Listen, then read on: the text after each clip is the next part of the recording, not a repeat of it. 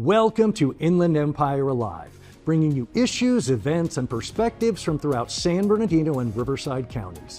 I'm David Brady, and on today's show, I'll explore the many resources available in the California Room at the Feldheym Central Library in San Bernardino with volunteer Sue Payne. That's today on Inland Empire Alive.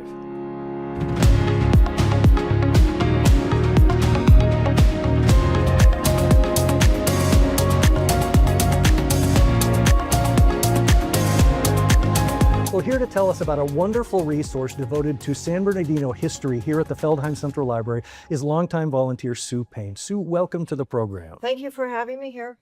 Before we talk about the California Room, I want to go all the way back to the beginning of your time with the library. Talk to me about how you started volunteering originally and how long ago it was. Well, it was back in the early 1990s, and I had some free time and began volunteering in the history room, and I always loved history. Loved San Bernardino. It was a perfect match, and I haven't left yet.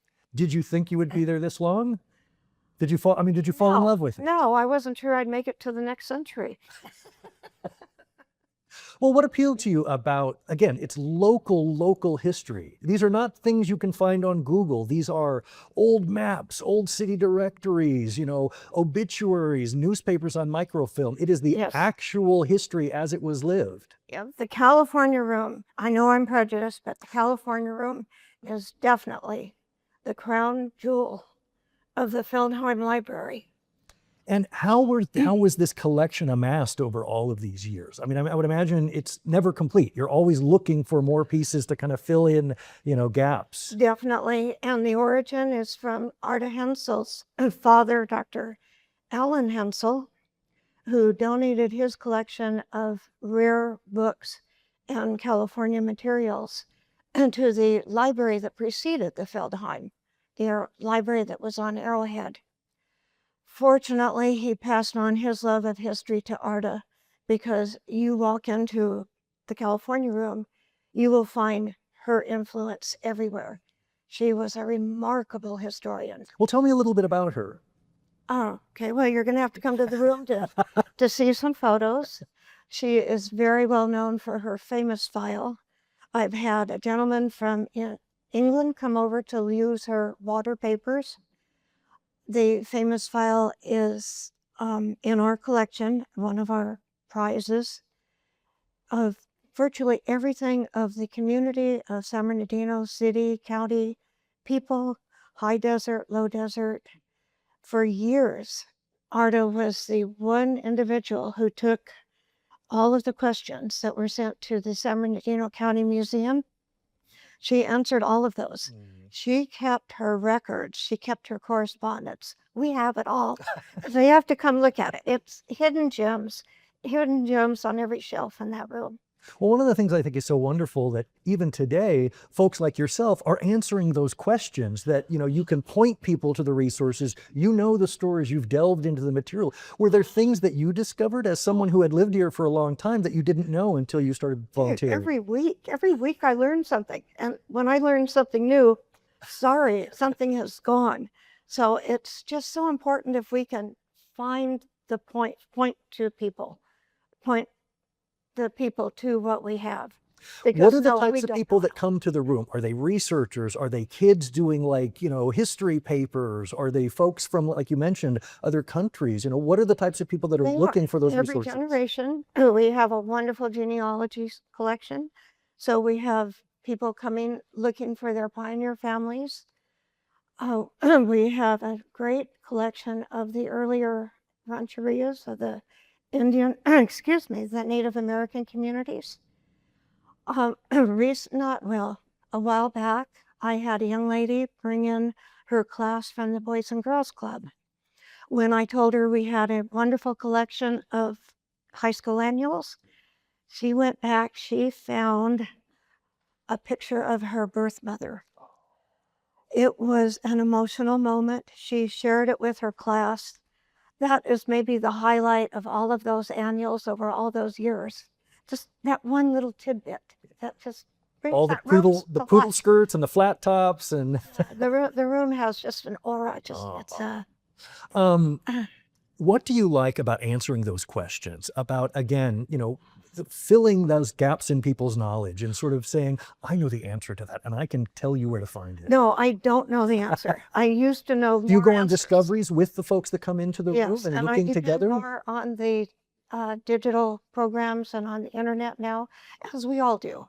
And the other volunteer who's in the room, Paul Garrity, keeps the room open for a couple of hours most afternoons. He is very knowledgeable on the city. So I would go to Paul. In terms of libraries, what motivated you to want to devote this much of your life to a library? There are so many other things you could have taken up painting, you could have traveled. What is it about the unique role that a library plays in a community?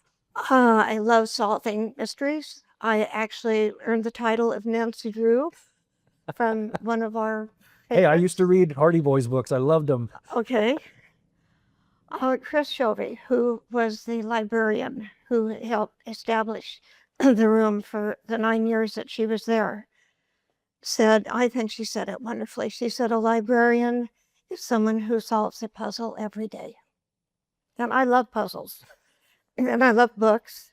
And I had the opportunity to transcribe and edit a diary of a pioneer woman, a Mormon settler here in San Bernardino. And that definitely kept me busy for several years. Well, we will have much more with Sue Payne, a longtime volunteer at the Feldheym Central Library in San Bernardino, right after these messages.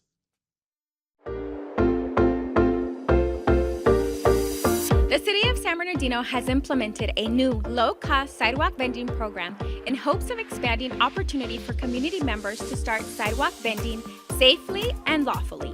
We want everyone to have access to the economic benefits that sidewalk vending brings, but we want to make sure that our sidewalk vendors know the do's and don'ts when it comes to our city. We must make sure that vendors are keeping our residents safe by following general health and safety standards and by following all city rules.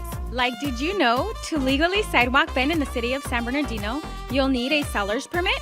What about the $1 million general liability insurance that you are required to have? Don't let this scare you. When all is said and done, the cost of the annual permit will either be $64 or $154. We want to help in every way we can when it comes to vendors lawfully running and growing their small businesses. But those who operate without the proper permits can and will be cited. Citations can run anywhere from 100 to a misdemeanor, and repeated violations can result in the confiscation of items needed to sidewalk vend. We do not want this to be you. So, if you have any questions or concerns regarding the new sidewalk vending program, please call us at 909-384-5035, where staff will help you navigate your way to becoming a safe and permitted vendor in our city.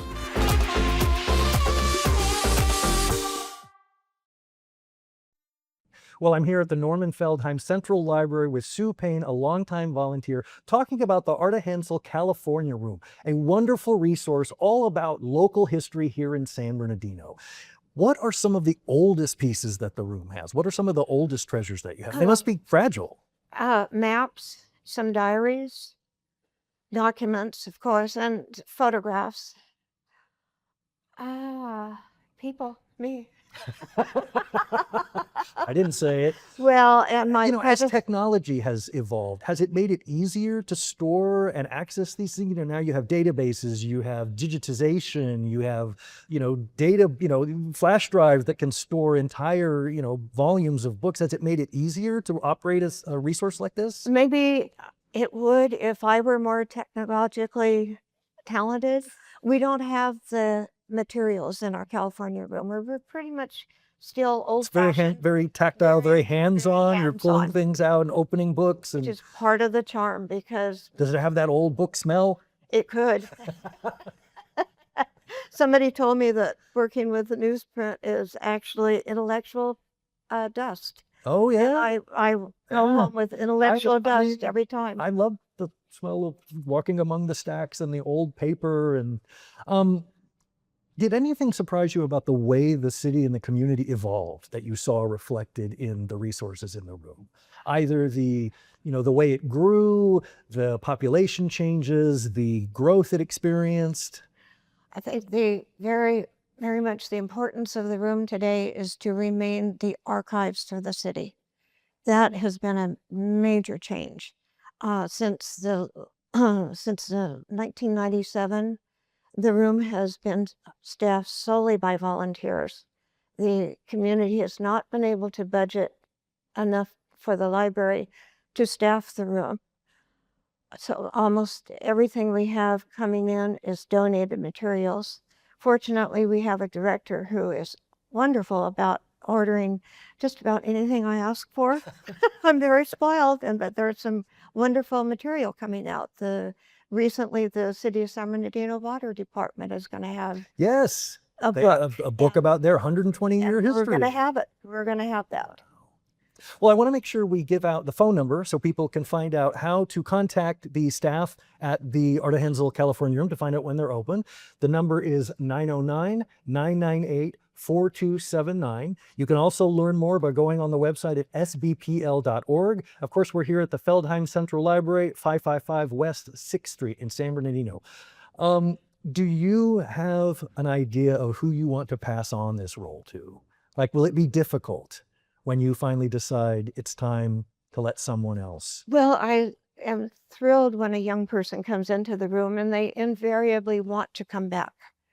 And so that is always a pleasure. Have you had folks over those 3 decades come back and you've seen them or bring their children? Like as they yes. grew up and they said, oh, I came here as a boy and I did a paper and Yeah, or my grandfather's in the high school annual. wow. Or That my must be really grandchild. rewarding for people to see not only the history of the community they live, but literally to see the part their own family played in that community. I'm glad you mentioned that because we have a Shades of San Bernardino collection that was put together, I think in 1999, where the community at large brought in their family photos. It's a wonderful collection and it tells the story of who we are.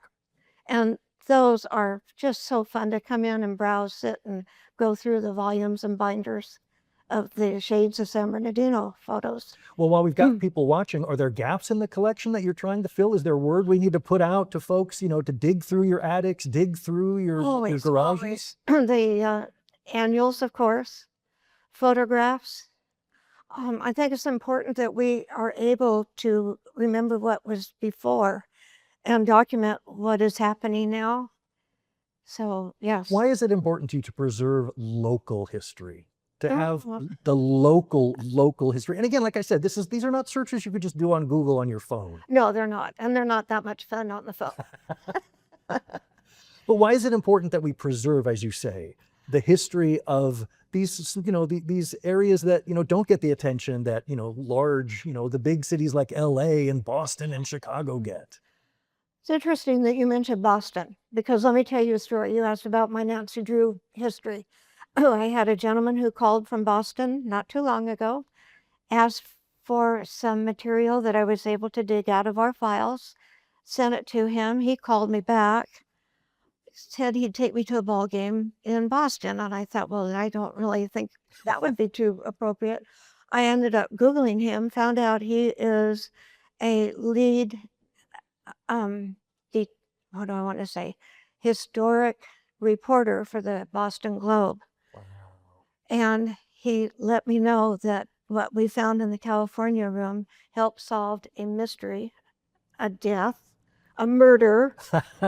And he wrote Like Jessica Fletcher. oh, I know, and sent a charming letter to our director saying how important libraries are to all of us. So thank you, Boston. I'm glad you mentioned it. Well, I want to end on that now. How important libraries are to all of us. Sue, thank you so much for being on the program, and thank you for all that you have done for these 30 years and more. And there will be more. Yes, there will be more. Thank you so much.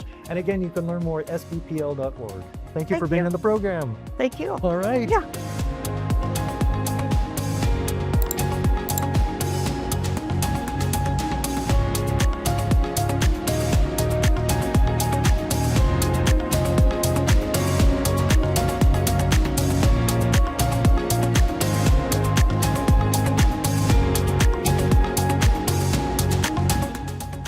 Visit iealive.com.